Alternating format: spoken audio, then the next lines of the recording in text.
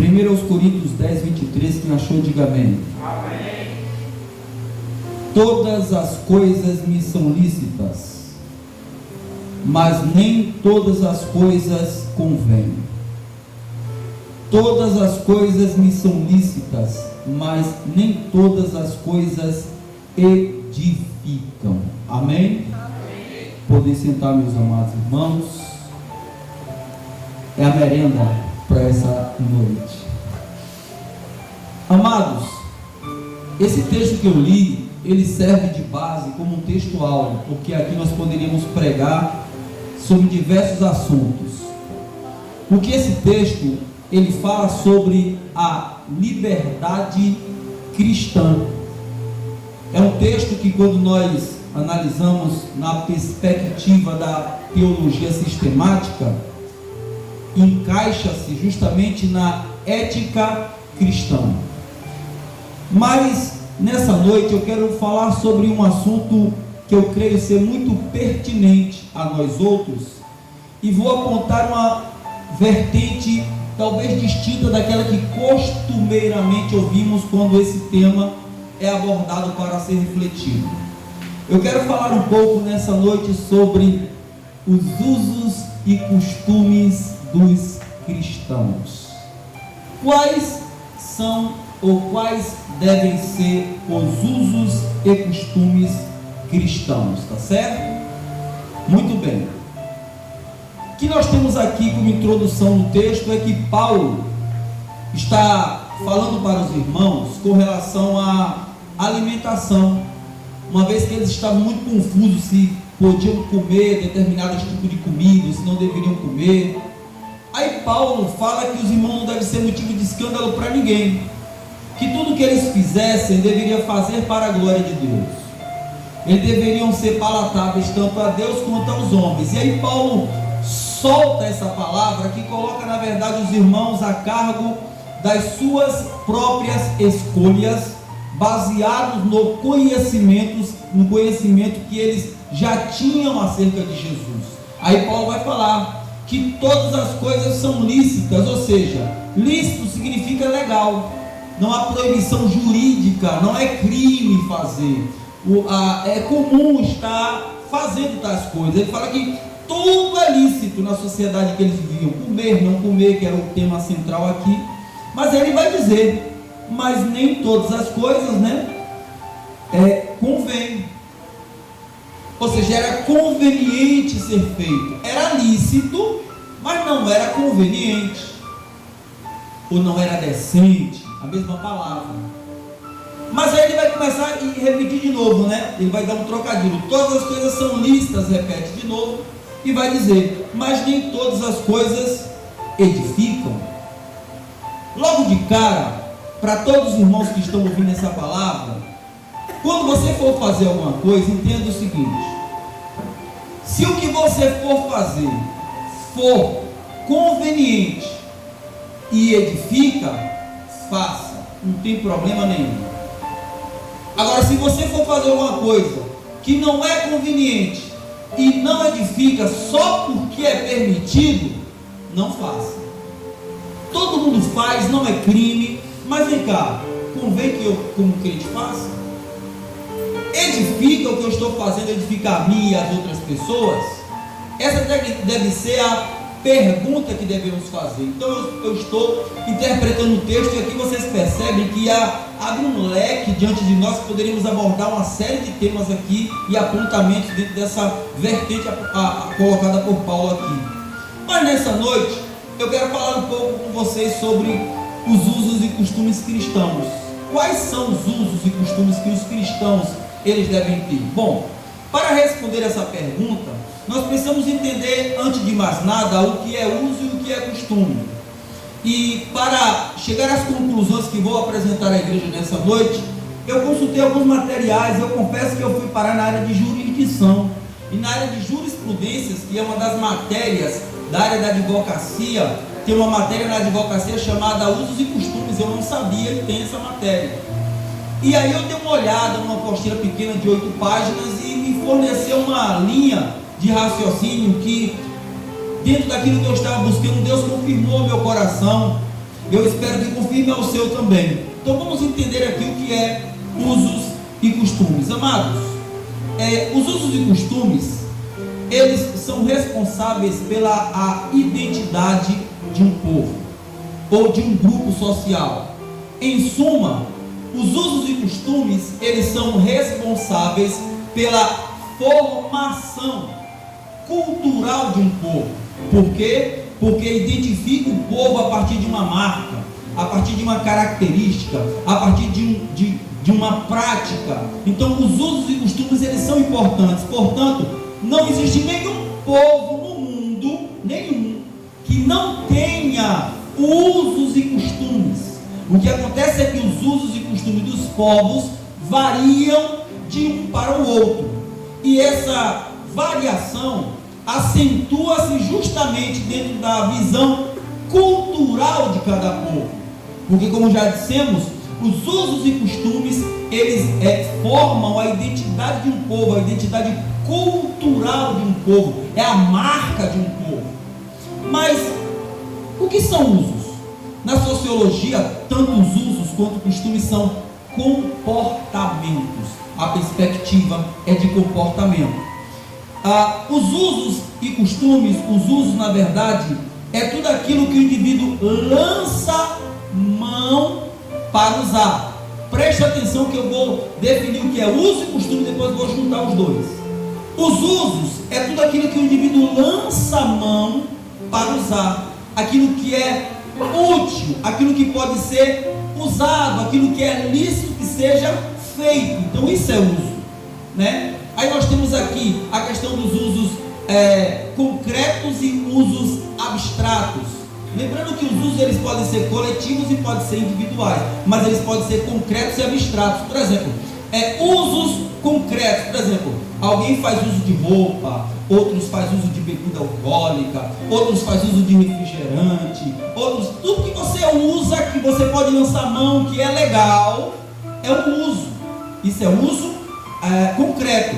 E o uso abstrato está relacionado mais aos valores estéticos do indivíduo. Por exemplo, músicas, ritmos. Então são usos abstratos. Por exemplo, assim, eu gosto de ouvir música em tal ritmo, então ele tem um uso de uma música em tal ritmo, então ele faz um uso de algo que também é abstrato. Bom, então isso é uso. Você pode lançar mão de qualquer coisa? Pronto, então isso é uso. O que você usa, roupa, tudo que você usa é uso. Aí vem a questão do costume. O que é o costume? Irmãos, o costume, meus amados irmãos, é o hábito, é tudo aquilo que é usado costumeiramente. Isso é uso, é costume, costumeiramente.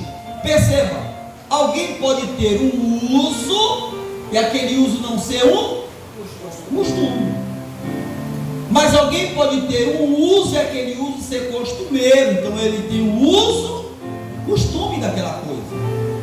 Então a definição que vou usar aqui é certa. Nem todo uso é costume, mas todo costume é uso. Você usa alguma coisa costumeiramente. Então isso é o costume.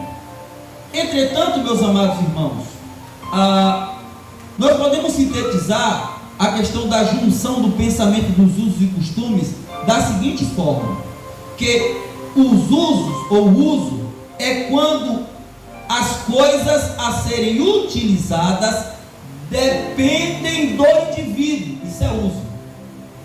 Quando a coisa que você vai utilizar depende de você para usar ou não, isso é uso. Agora, o que é o costume? É quando você passa a depender daquela coisa. Entendeu a lógica? Se não entendeu, eu vou repetir de novo. O costume ou o uso é quando as coisas a serem usadas ou utilizadas dependem do indivíduo. O costume é quando o indivíduo depende da coisa ou das coisas que ele usa. Por exemplo, um exemplo de usos e costumes, né? Algo que a gente usa já por costume. Desodorante. né? Tem cultura por aí que não tem esse uso e costume. Nós temos aqui. E nós dependemos, de certa forma. A gente vai saindo assim, né? Aí eu que brinco, tá? Por favor, não é discriminação, eu que brinco assim. Aí quando eu saio, eu tô com cheiro de hippie. Porque sabe que hippie não gosta de tomar banho, né? Eu tô com cheiro de hippie. Aí eu brinco com a irmã Sandra também. Ih, rapaz, tô com cheiro de Rastafari. Ela já sabe, quer dizer assim, o meu perfume tá vencido, né? Então, mas nós temos esse uso e costume do desodorante. Costumeiramente usamos, quando não usamos nos sentimos mal, né? Então é um uso e costume. Por exemplo, olha um exemplo de um uso e costume.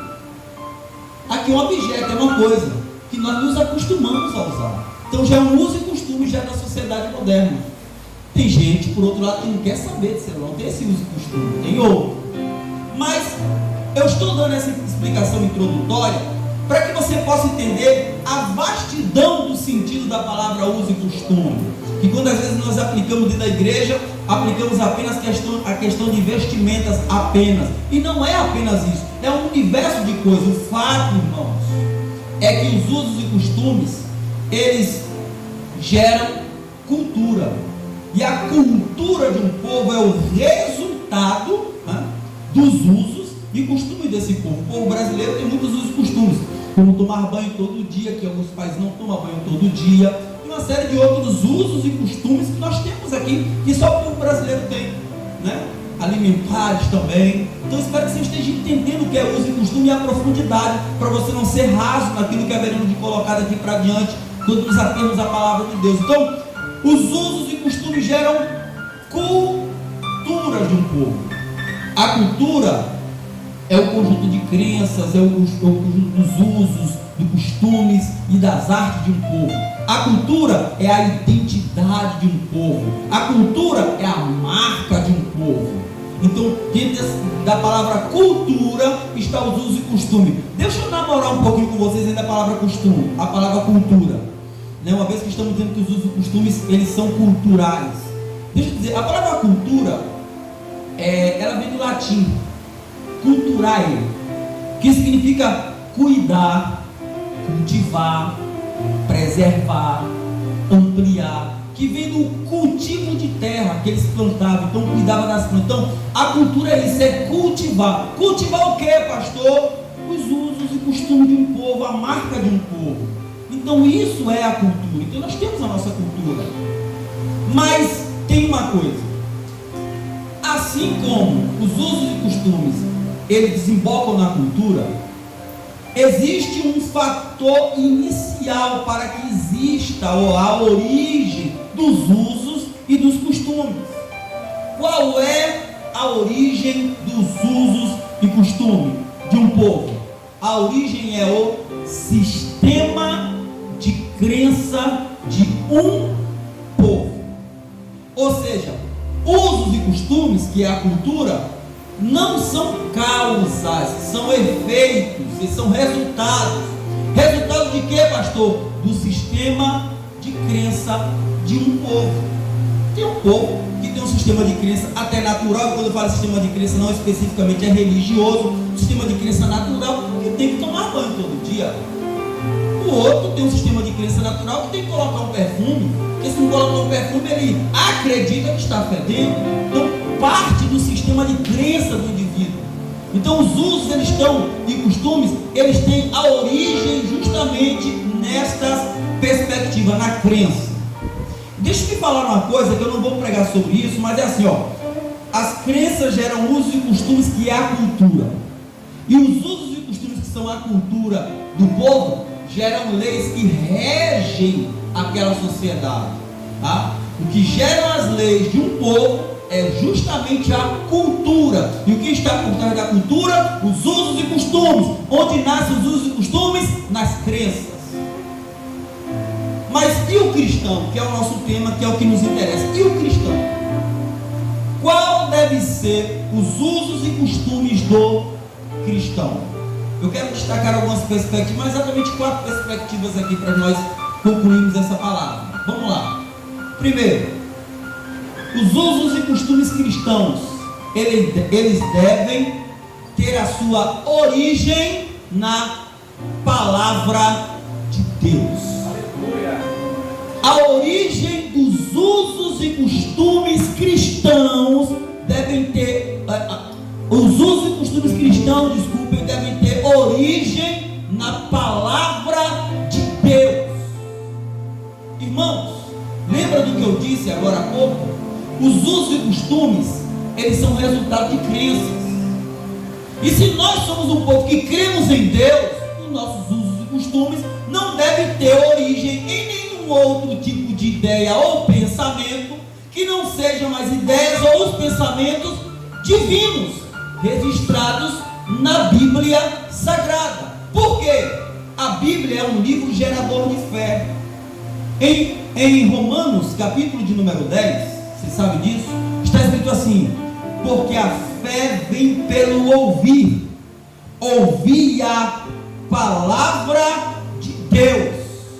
Se os costumes e os seus costumes, eles vêm do sistema de crença, então o nosso sistema de crença, a origem dos nossos usos e costumes, devem nascer aqui dentro, porque a Bíblia é um nascedouro da nossa fé.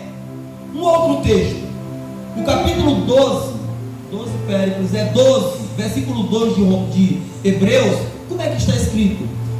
Olhando para Jesus, autor e consumador da nossa fé. Então, meus amados irmãos, os nossos usos e costumes, as nossas ações, as nossas atitudes, a nossa forma de nos comportar, os nossos costumes, ele precisa ter origem na palavra de Deus. E quando nós falamos em ter origem na palavra de Deus, eu não estou dizendo exatamente que nossos usos e costumes devem ser usos e costumes judaicos. Não devemos judaizar o cristianismo. Não é isso.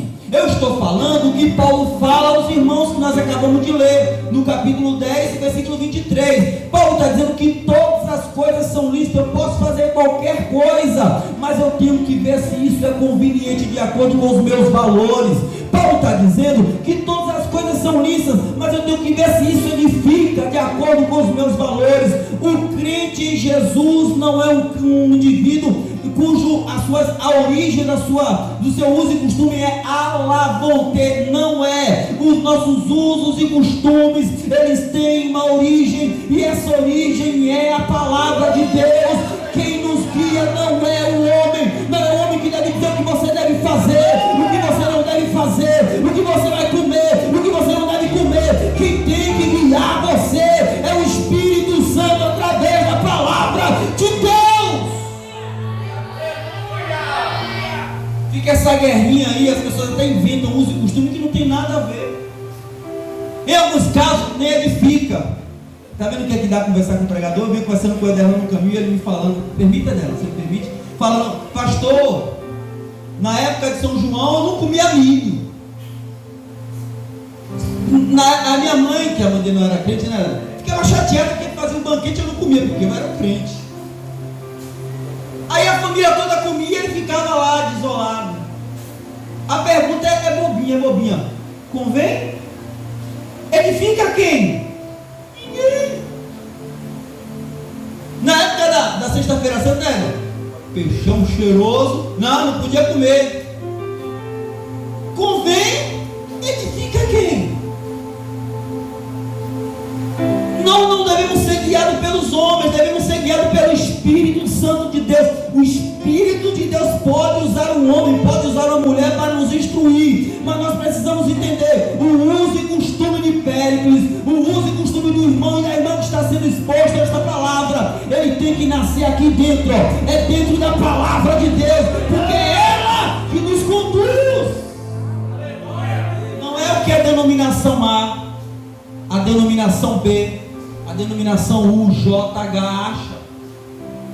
É verdade que lá tem sua cultura e tem que ser respeitada, mas nós temos compromisso com a palavra de Deus. O nascedouro dos nossos usos e costumes é a palavra de Deus, é a origem da palavra, porque uso e costume é resultado de fé, de crença. Então, se nós temos uso e costume, temos que ter fé e crença, baseado no quê? Na Bíblia. Claro que para isso você precisa conhecer, né, o código de conduta, né? O preguiçoso vai ficar sempre na carona dos outros. Eu posso isso? Eu posso aquilo? Será que eu posso aquilo outro? Por que não é? Errais por não conhecer as Escrituras. Paulo dizia lá em Colossenses que ninguém deveria fazer a gente presa deles. Nós devemos conhecer a Bíblia para podermos nos portar de modo correto, para não sermos nem insípidos e nem salgados, mas darmos sabor, porque a nossa função é essa. É nem ser de um lado nem ser do outro. Mas continuando, são 4 observações com relação aos usos e costumes cristãos. Primeiro, os usos e costumes cristãos, eles devem ter origem na palavra de Deus, porque todo uso e costume, ele tem origem nas crenças. Segundo, os usos e costumes cristãos, eles devem nos conduzir a uma cultura de adoração a Deus. Os usos e costumes cristãos devem nos conduzir a uma cultura de adoração a Deus. Lembra que eu falei que é cultura? Deve nos levar a cultivar a adoração constantemente, a cuidar da adoração constantemente. A palavra adoração, ela é interessante, merece um destaque entre nós, porque significa ir para beijar, ou ir para se prostrar, tem o mesmo sentido. Aí você vai falar, pastor, o sentido literal de proskuneo, que é no grego a palavra, não tem muito sentido para ir para beijar. Que isso? A questão é o que está por trás do ato de ir para beijar. Porque a pessoa que ia para beijar, ele ia para demonstrar amor, honra e serviço. Adorar a Deus é demonstrar a Ele amor, honra e serviço.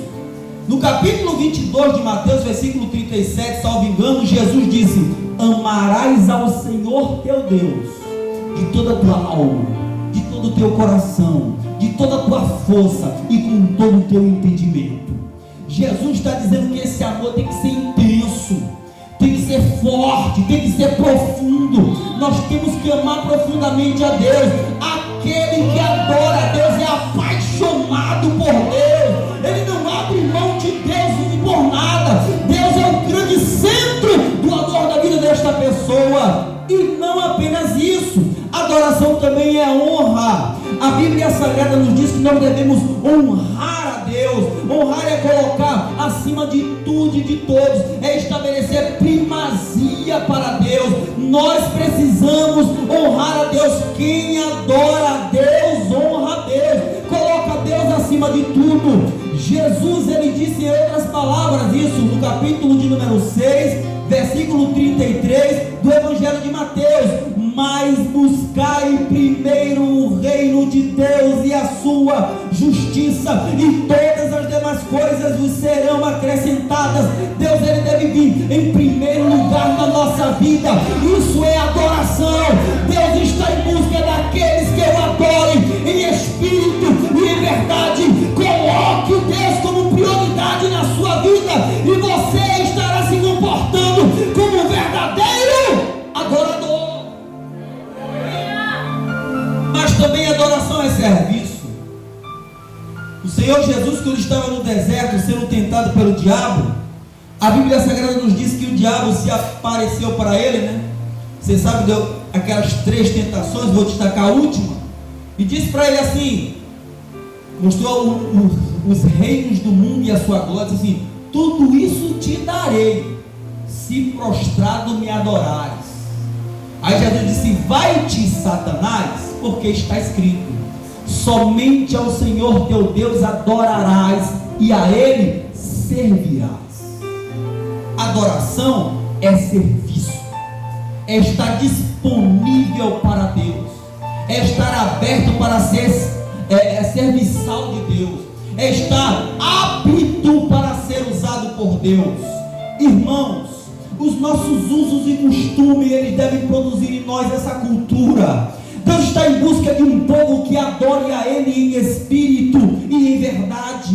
Deus está em busca de um povo que o ame pelo que Ele é. Deus está em busca de um povo que o honre pelo que Ele é. Deus está em busca de um povo que o sirva pelo que Ele é. O grande problema é que tem se estabelecido dentro da cultura cristã, culturas que não são nossas, como é o caso de culturas capitalistas, por exemplo. As pessoas já não vão para as igrejas para adorar a Deus. A cultura, os usos e costumes têm sido mudados. Para alguém ser titulado de abençoado, não basta ter vida com Deus, não basta ter as orações respondidas, tem que ter um carro importado na porta, tem que ter uma casa na praia, tem que ser um micro ou macro empresário.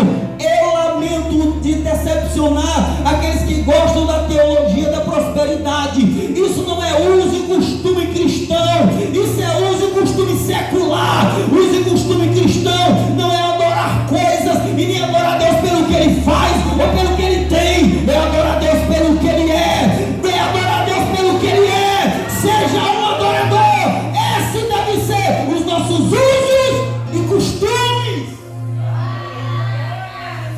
Faça tudo para agradar a Deus.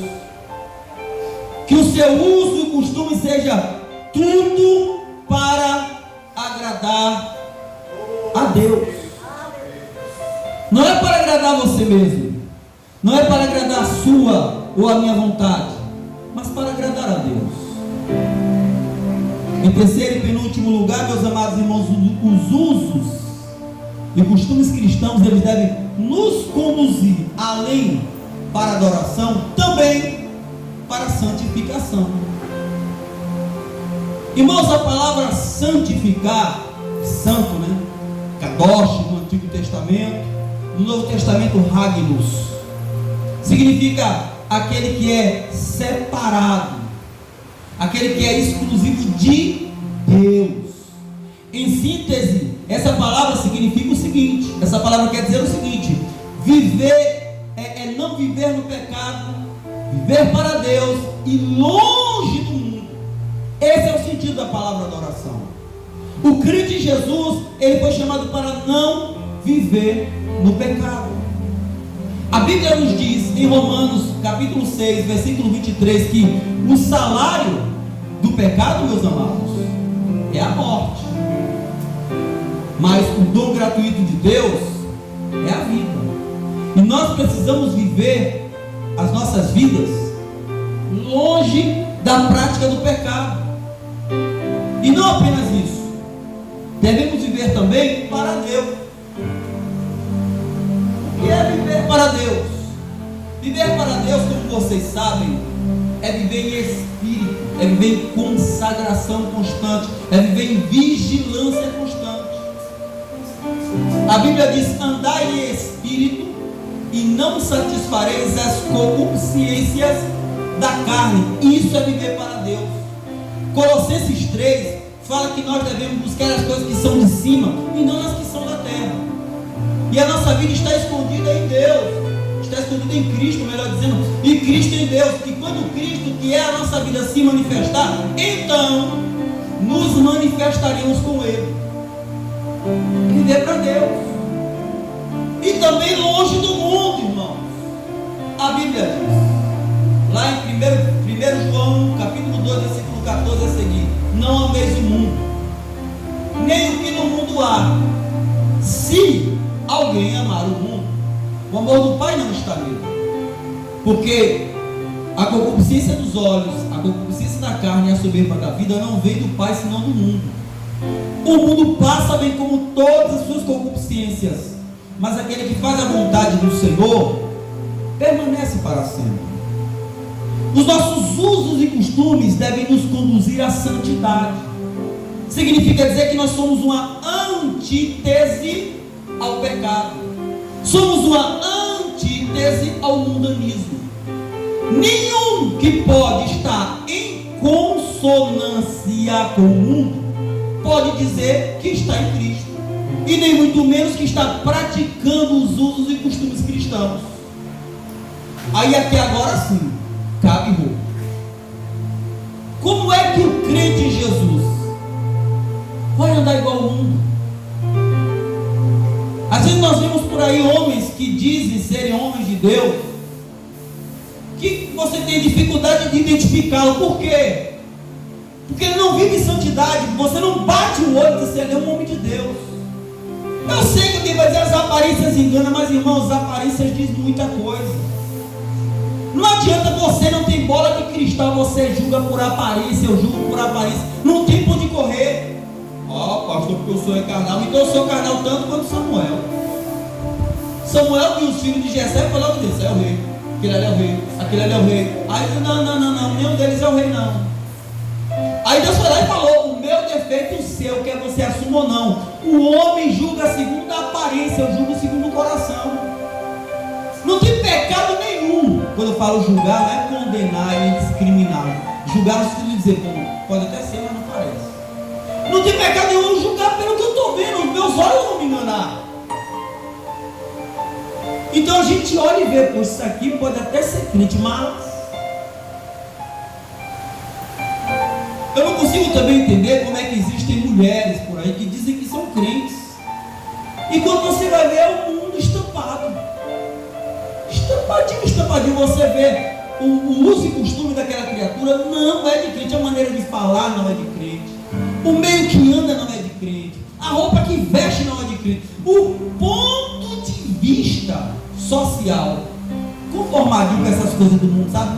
Esses casamentos esquisitos que tem aí, essas coisas todas, sabe? O ponto de vista, o posicionamento não é de cristão. Você vai ver logo que o uso e costume não é de quem vai morar no céu, não é santo.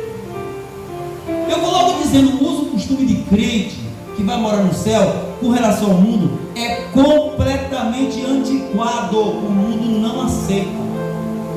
Ou você acha que o mundo se conforma com uma moça bonita, em pleno 20, 25 anos, se guardando para um casamento? O mundo vai dizer, bestalhado. Ou um rapaz bonito, com 20, 25 anos, se guardando para o casamento. O mundo vai achar isso bonito? Mas essa é a nossa cultura. A nossa cultura, os nossos usos e costumes é esse aí, é a santificação. Nós devemos ser uma afronta para esse mundo, irmãos. Enquanto eles estão lá pecando e achando bonito pecar, nós estamos nos santificando. Eles devem olhar para nós e dizer assim, eu não quero essa vida careta não. Mas eles vão olhar para nós e não tem como nos condenar, porque vão olhar para nós e ver em nós exemplo para eles. Muito embora eles não queiram viver como nós, mas somos exemplos para eles. Quando eles estão em aperto, eles vão buscar não é o crente moderninho não. Ele vai buscar o antiquado, aquele ali que é crente. Aquela ali que é crente. Uso e costume, irmão. Não estou falando de brinco, não estou falando de saia, não estou falando de roupas inadequadas e de comportamentos inadequados. É isso que eu estou falando. Ou você vai querer colocar na cabeça do pastor Raimundo, dos pastores, eu vou falar dos homens aqui, tá? Não falei das mulheres. Colocar na cabeça de nós homens que uma moça aí na rua, com a mini blusa e um shortinho desse tamanho, com um salto alto, requebrando com uma sacolinha na mão, é crente cheio do Espírito Santo. Coloca na minha cabeça que não entra. Eu sou infantil nesse sentido. Aleluia, é cheio do Espírito Santo. Eu não acredito que ninguém é santo por dentro e impuro por fora. Não acredito nessa coisa. Não acredito. A santidade, ela entra em você e influencia você em todo sentido. Deixa eu repetir isso aqui para a mensagem, para os irmãos não me interpretarem mal, porque eu estou falando que tudo é lícito, mas nem tudo convém, tudo é lícito, mas nem tudo edifica. Deixa eu repetir isso aqui. Eu não estou falando de cabelo arrastando no chão não, saia varrendo na rua, eu não estou falando disso. Não estou falando de terno, gravata e paletó, eu não estou falando disso. Eu não estou falando nem de salgados, nem de discípulos, não estou falando disso. Eu estou falando do crente temperado. Glória a Deus. Alguém vai olhar e vai dizer, ali é o de Deus. Olha a maneira dele falar, olha a maneira dele vestir, olha a maneira dela se comunicar. Ali é crente, eu vejo que é crente. Deixa eu terminar com um exemplo. O irmãozinho foi para o exército, ficou lá 9 meses, e quando ele saiu, chegou na igreja, ele foi dar o testemunho dele, falou, irmão, eu quero agradecer aos que 9 meses no exército, eu não desviei, mas também ninguém descobriu que era crente. Certamente não dava testemunho lá, né? Não descobri que é crente. Lembra do que o Senhor falou no capítulo 5 de Mateus? Não se pode esconder uma cidade edificada sobre um monte. Não se acende uma luz e se coloca no balcão embaixo de uma cama. Mas antes se coloca no velador para iluminar todos que estão na casa, assim seja vocês. que os homens vejam as vossas boas obras e glorifiquem vosso Pai que está no céu. A marca chega na hora, não precisa nem dizer nada. Você que está aqui já teve a experiência de chegar num lugar, alguém nem dizer que é crente, alguém você chegou, você é crente. Porque o seu jeito é de crente. O nosso uso e costume é isso, irmão. É ter a marca da santidade imprimida em nós. Em último lugar, para terminarmos, os nossos usos e costumes, ou os usos e costumes cristãos, devem ter origem na palavra, devem nos conduzir à adoração, devem nos conduzir à santificação e, em último lugar, devem nos conduzir a amar o próximo. Os nossos usos e costumes devem nos conduzir a amar o próximo. A palavra amor, ágape, essa palavra é o sentimento de afeição puro e profundo que nos leva a desejar, olha que maravilha, a desejar e a promover o bem-estar do outro sem querer nada em troca. Isso é amor. Amar não é eu estar dizendo todo dia, eu te amo, não. Primeiro que amor, você sente. O cuidado da pessoa por você, você sente. Ele nunca vai dizer que te ama, você sente que amor. É verdade, vai ser uma banda risada. É verdade que mulher gosta de ouvir eu te amo. Homem não liga muito para isso, né, cara? Olha assim, você liga, Alzira. Ela olhou para você, viu? Então, mulher, você não falou que me amou já ainda, não estou bem. Homem não liga na sua grande maioria, mas ela não liga. Ela olhou assim, né? Eu brincando. Se demorar de falar, eu vou brincar, tá vendo? Demora de brincar. Eu tô brincando, ó, você chega pra brincar, Grazi. Uns 15 dias que você não falou que eu te amo, que me ama. A minha mulher, de vez em quando, tem que regar, né? Tem que dar aquela moral, porque senão ela fica chateada. A minha mulher, de vez em quando, comigo, você nunca mais falou que me ama, meu filho. Aí, sabe como é que é? Aí tem que. Eu te amo, minha filha, é que eu não gosto de ficar falando. Você não sente, né? Aí eu falo pra minha mulher, você não sente nada, eu sinto, mas eu gosto de ouvir também. Você gosta de ouvir também, né, pastor? Ei, pastor, Raimundo é um romântico. Eu sou de praticante. Hã? Eu sou do tipo de mulher. Eu não sou muito. Eu sou mais de ver através das atitudes. As atitudes diz quando a pessoa ama e quando não ama. Porque é fácil às vezes a gente falar que ama de boca, mas as atitudes não condiz com o que sai da boca. Então eu sempre falo a ele, eu observo a atitude. É sábia. Aí quando ele fala que ama, a senhora conjuga, né? Atitude das palavras, né? Isso, muito bem. Vai voltando, irmãos. Amor não é você estar falando que ama, mas também é.